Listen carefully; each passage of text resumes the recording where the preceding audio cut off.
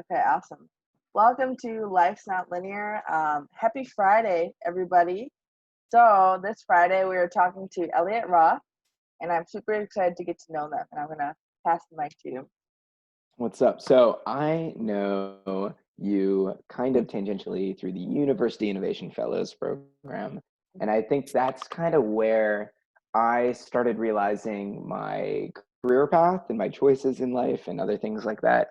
I mean, I had always kind of thought in the back of my mind that the world is really shaped by companies, and these companies end up kind of dictating the different ways people interact. Like right now, we're talking through Zoom, right? And Yeah. that's a company. And you're wearing headphones, that was created by a company. I'm drinking coffee, that was created by a company, right?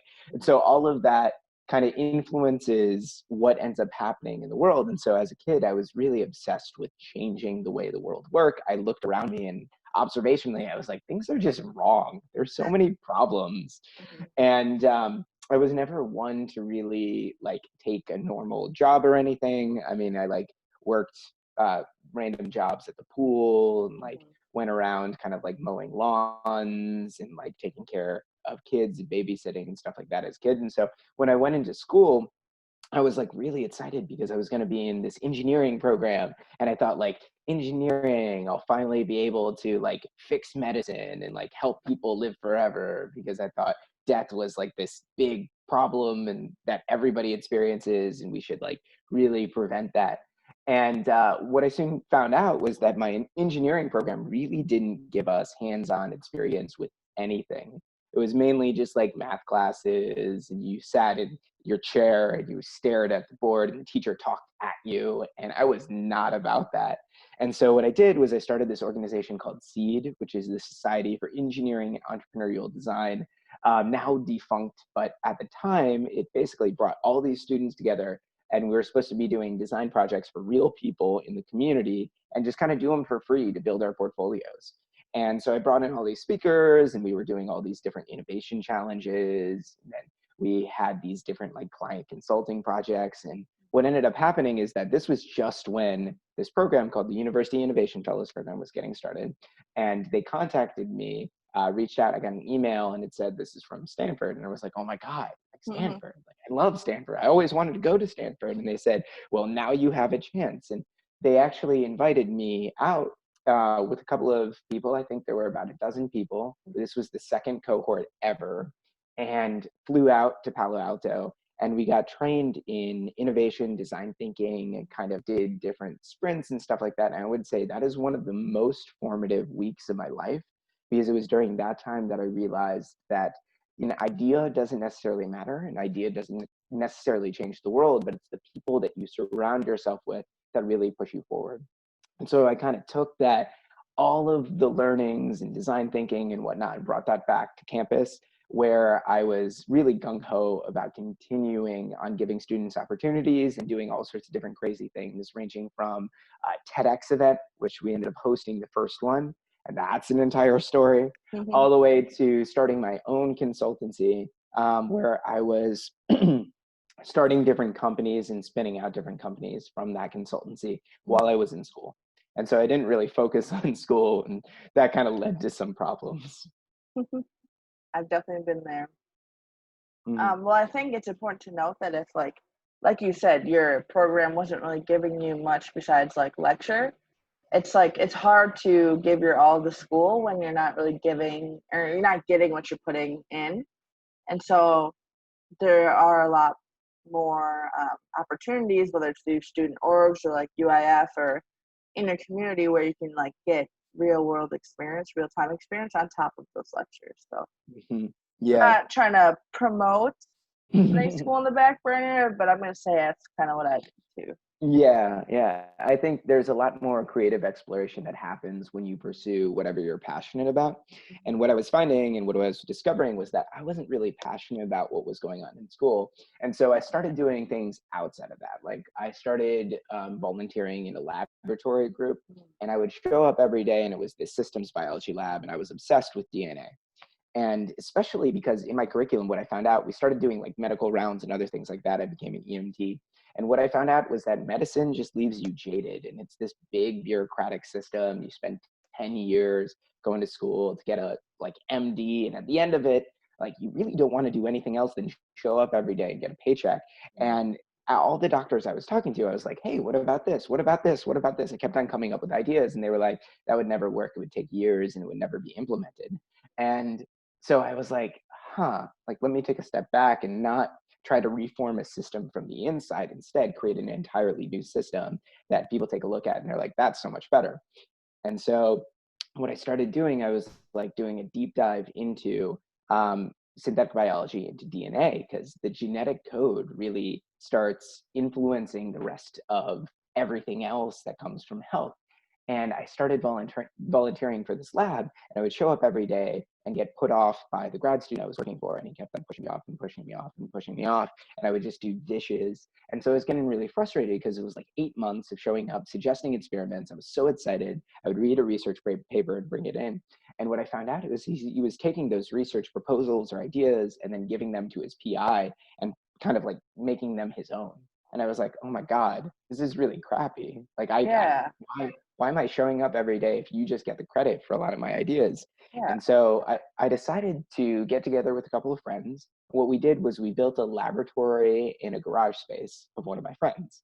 So we Nice. started dumpster diving for lab equipment. We went out back behind the university and collected stuff. We went to government auction sites. And over the course of 3 years while I was in school, we built a fully functioning biotech and chemistry laboratory in a garage space, Wow. completely revamping the spot that we found, which had like bullet holes in the wall and more spiders Oh, everywhere, and found like dead animals in the rafters, and it was just dingy and nasty. Like pressure washed the floor, redid the AC, wow. ventilation, insulation, sealed up everything, and now it's a fully functioning laboratory that's still open and accessible to the community.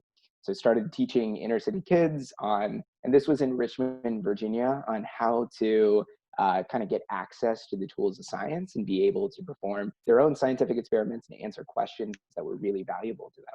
And that's actually how I started a couple of the companies that ended up like accelerating my progress to where I am today.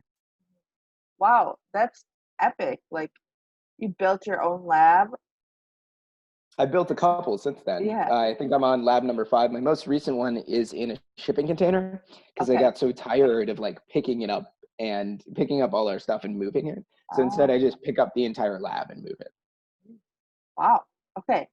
So what is like the premise behind like building these labs? Like who are they for?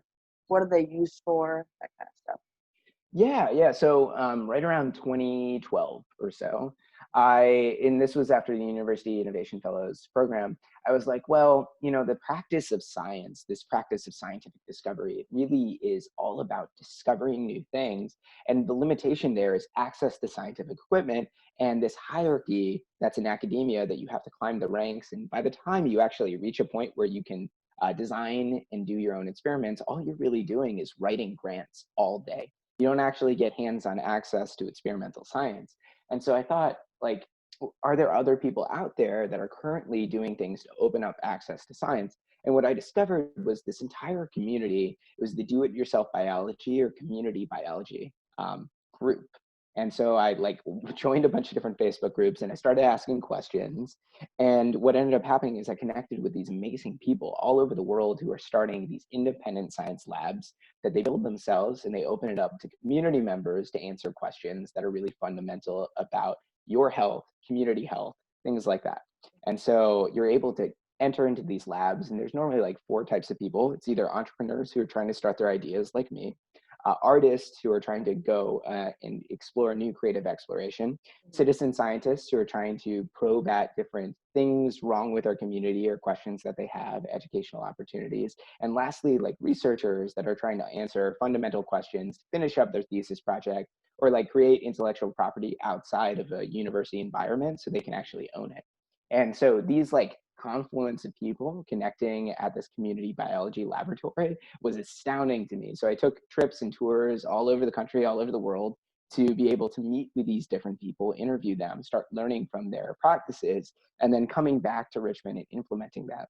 And so during this time, I started a number of different like science-oriented companies. because I always saw companies as a means of changing the way the world works. So one of the first ones was using mushrooms as a means of replacing asphalt, brick, ceramic, concrete. I think that the construction industry is really horrible in terms of polluting. And if you ever look at the road surface and you have those potholes, well, when I was biking along one day, I hit one of those potholes, flipped over my bike handlebars, and broke my front two teeth in half. Oh. And so I was like, well, taking my engineering mindset, this kind of like creative thinking, is there a way to make these road surfaces living and self-repairing or viscoelastic? Like, what is that intersection? And so I came across mushrooms, and mushrooms have these roots called mycelium that weave together in kind of like a structure that's stronger pound for pound than concrete. And so what we started doing was experimenting on growing it on asphalt, on figuring out different ways as a means of creating these bricks or ceramics and coating them so that they remained relatively inert when you use them as building materials.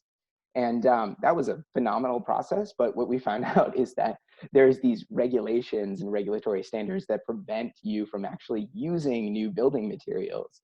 And so it was kind of dead in the water, but I learned a lot from that process. I started looking into bioprinting in particular, because that was one of the questions. And so I was collecting stuff like hair, fingernails, chicken feathers, and then trying to melt them down using perm kits and reconstitute them using this like ceramic 3D printer that I built with a couple of friends.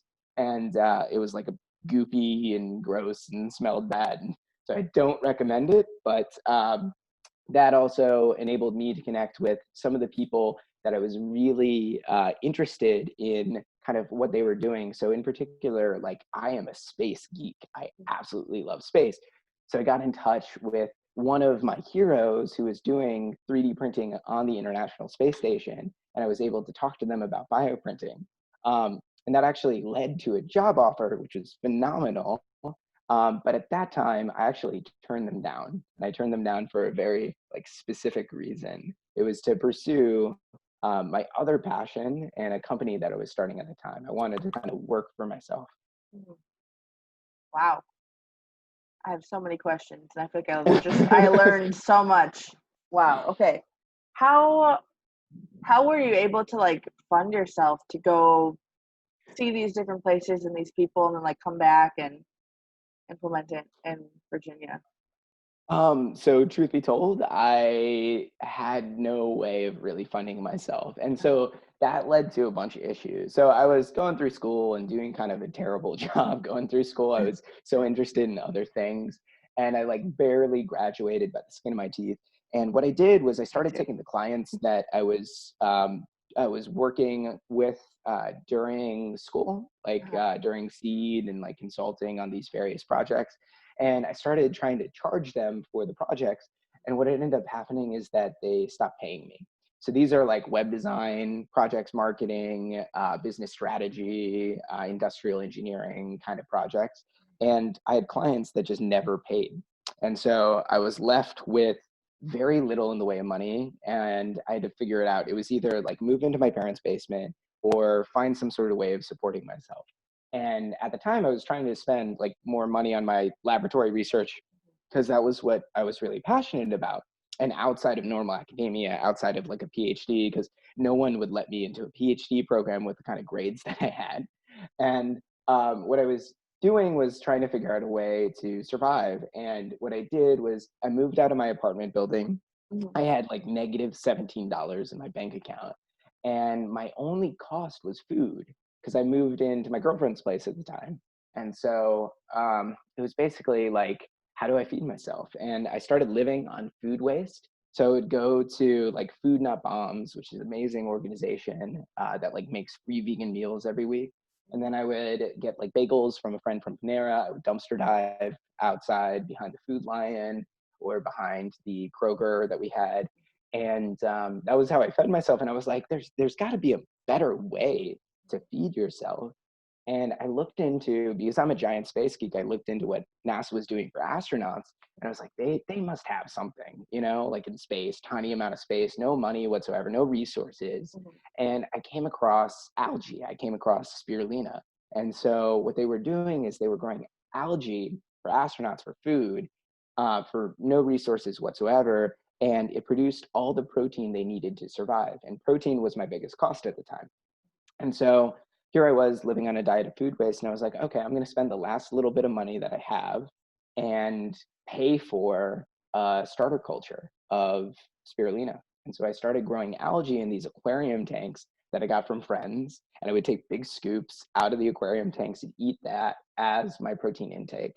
And then that's how I survived for like 2.5 months before getting some money in the door from an actual like accelerator application that I submitted.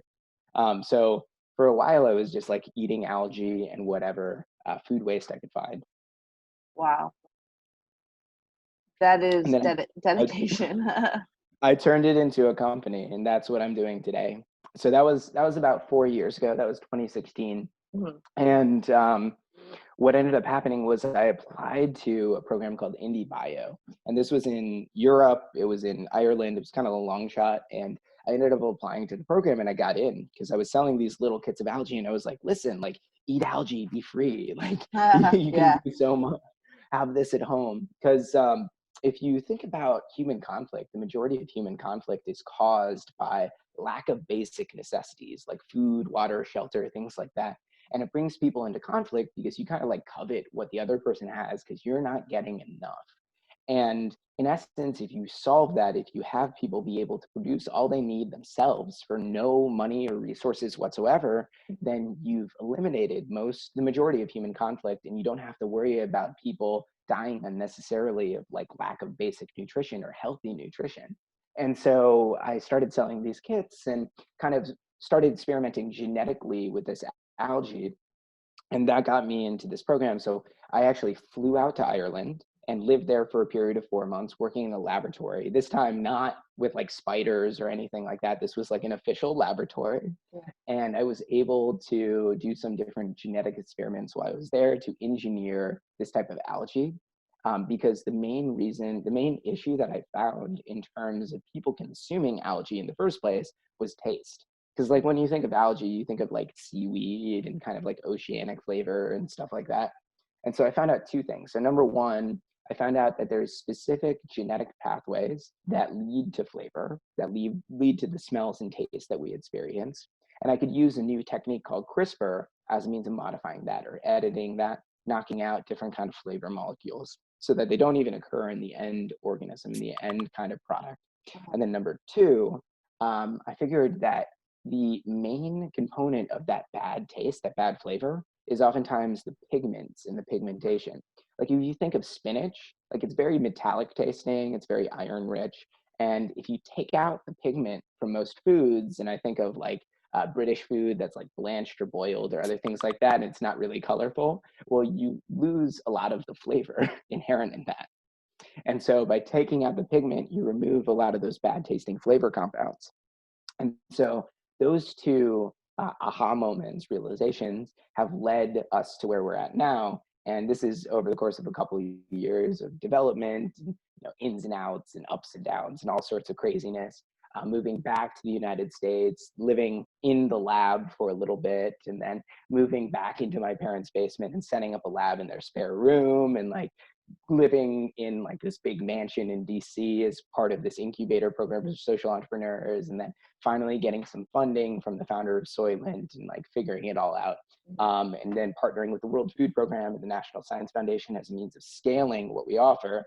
But where we're at right now is we produce this amazing blue pigment. I don't know if you can see it. And this is extracted from algae and it's edible. So it doesn't taste like anything at all. This is extracted from our algae.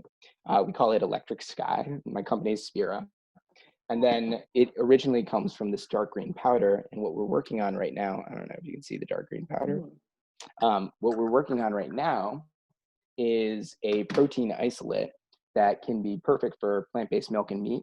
And then this blue pigment replaces different kinds of colors in the supply chain. Because what we found out through researching with the National Science Foundation is that petroleum-based colors, think of anytime after you walk around after it rains and there's this rainbow shimmer on top of the asphalt, oftentimes that's either from the reflectivity of kind of like light hitting this oil slick on top. And that rainbow color that you kind of see oftentimes is created by leftover petroleum ingredients in the asphalt or in oil.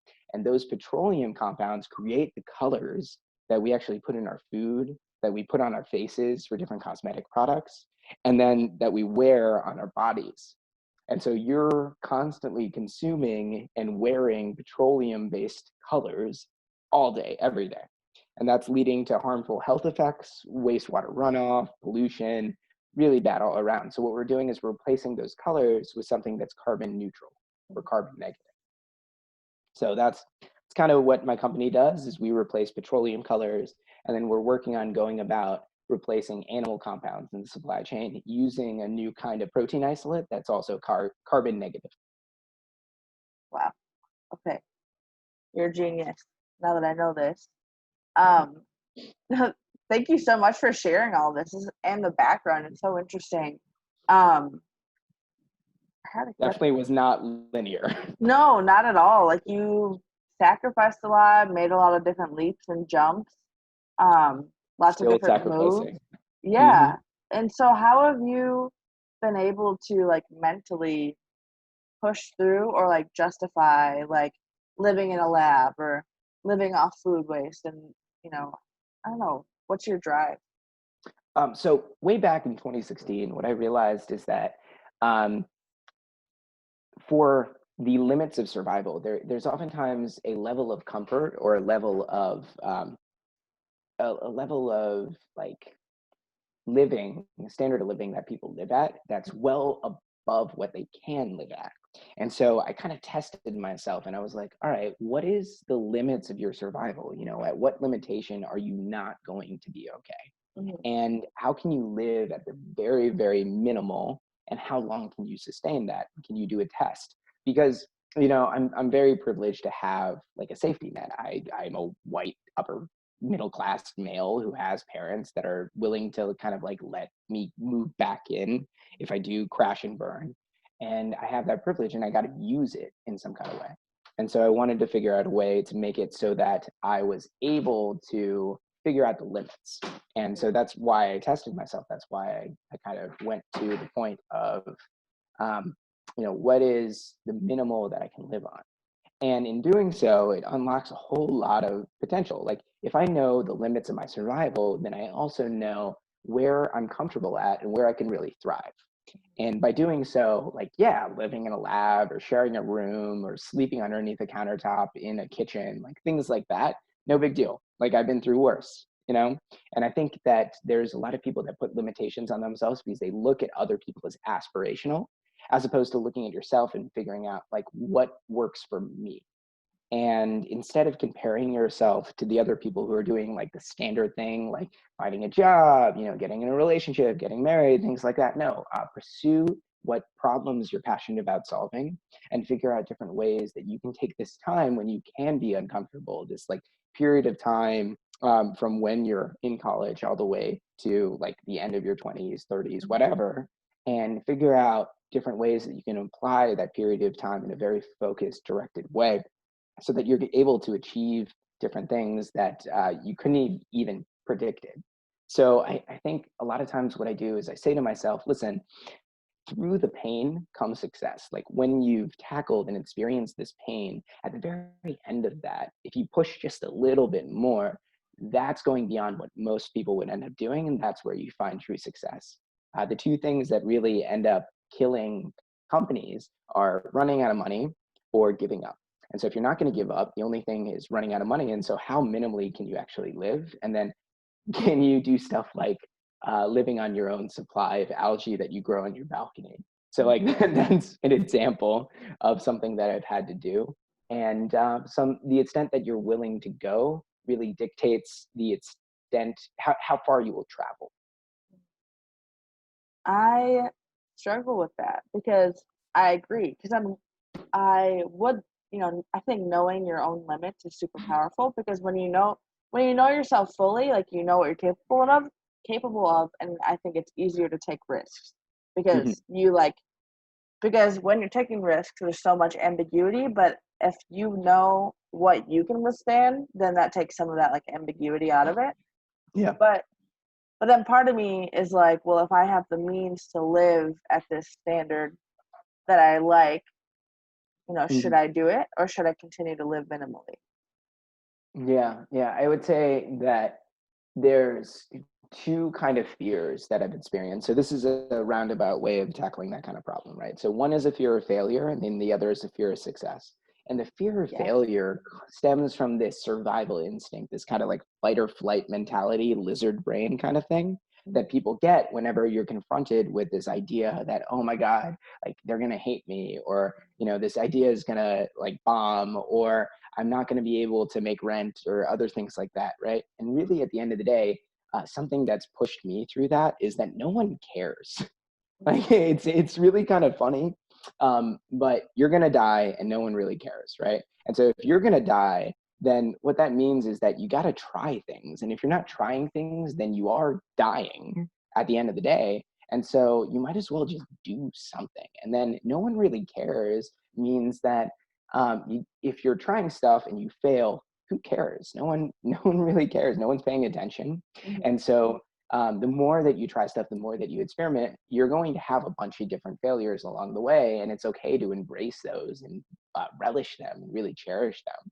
And so I would say if you're not trying, then you're dying. And if you're not failing, then really you're not doing much of anything at all. And so that to me gets rid of the fear of failure, because that survivalist mindset, the idea that like fight or flight, you have to do certain things in order to survive, is kind of wrong-footed because it limits you in your choices.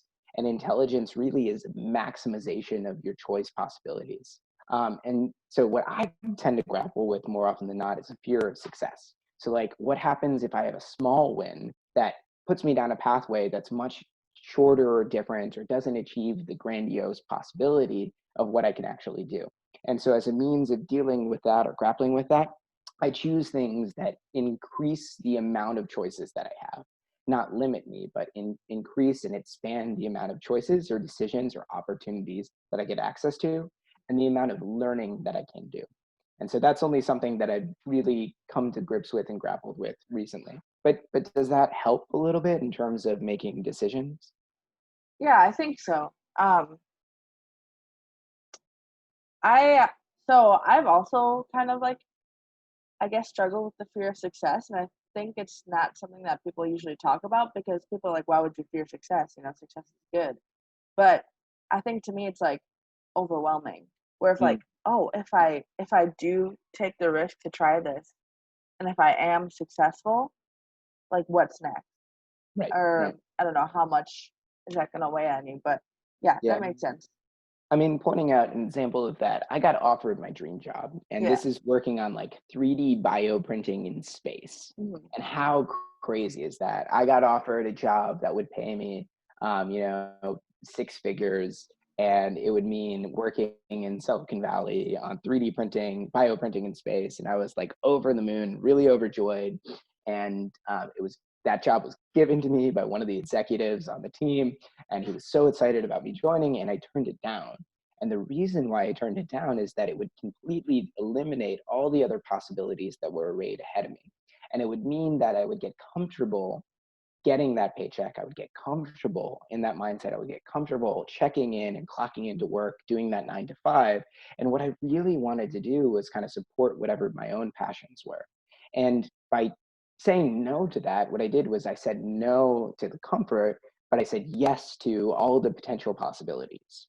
And in essence, what I was doing at the time was I had just received another offer for an investment for my company, for Spira, and I was doubling down on that. I was putting my chips on that as a means of seeing where it would go and where it would wind up. And in essence, what happened next was a year of complete and utter failure, problems, heartache, late nights, wondering when I was gonna like if I was gonna get through it or survive. But pushing through that to the other end was a whole lot of wonderment and possibility. And so that was one of the best decisions I would say that I made in my life. And it's because I said no to a small success and said yes to more possibility. Okay. I really needed to hear that, like specifically at this time in my life. So I really appreciate it. Um, that's such a great and interesting perspective to have that I feel like not a lot of people have, especially um I also went to school for engineering. Mhm. And my school was like 80% engineers. And I remember I like just graduated actually this week. I finally finished up my last classes, but when I was like in school, surrounded by everybody, um, their measure of success was like, oh, like do you have a job lined up after school, and what's your Oh, starting yeah. salary? Mhm. And I don't know, like since like leaving and then I was part time and then since officially graduating, like I also turned down a full time engineering offer. And I decided to work for a couple startups. And I really don't know what I want to do, but I'm allowing myself space to figure that out because, like you said, I could say, and every week I'm like, oh, maybe I should apply for like an engineering job because the cushy salary, benefits, 9 to 5. Mhm. But I know, similar to something you touched on earlier in this talk, where you said instead of trying to change something from the inside, why not make something on the outside that people can obviously see? That's how I felt. I'm like making change in a very traditional engineering company that's not on the more innovative cutting edge side. It's gonna take forever. And yeah, you just like connected a lot of dots for me. So I think a lot of people need to like hear that because it depends on how you or me or that individual person defines their success.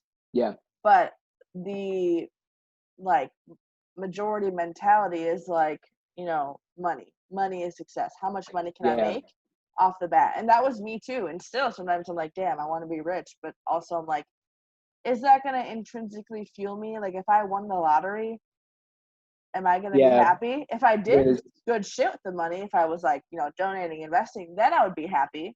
But if I just was rich or was making bank at an average 9 to 5, I'm still going to be sad. Yeah. Yeah. There is psychological studies that show that after like a certain achievable income, adjusted for inflation and cost of living, it's like 60 to 70,000.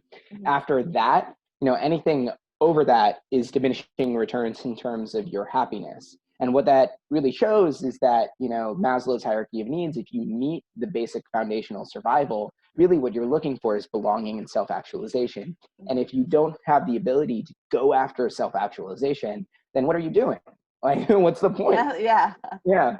And so, like, to your point, there's a Buckminster Fuller quote where you never really change things by fighting the existing reality. To change something, build a new model that makes the existing model obsolete. And so that's kind of what we're talking about in terms of startups or in terms of pursuing your passion, is that the way the world works right now, you could work within an existing system, but working within that existing system is playing the game that already exists. And you could climb the ladder and you could do that dick measuring contest, for lack of a better term, on Yeah. salary, on like what kind of job you have, on Yeah. senior Corner VP, office, whatever. whatever. Yeah. Exactly. Like who cares? That's the social media like comparison head to head on like what kind of metric you're measuring.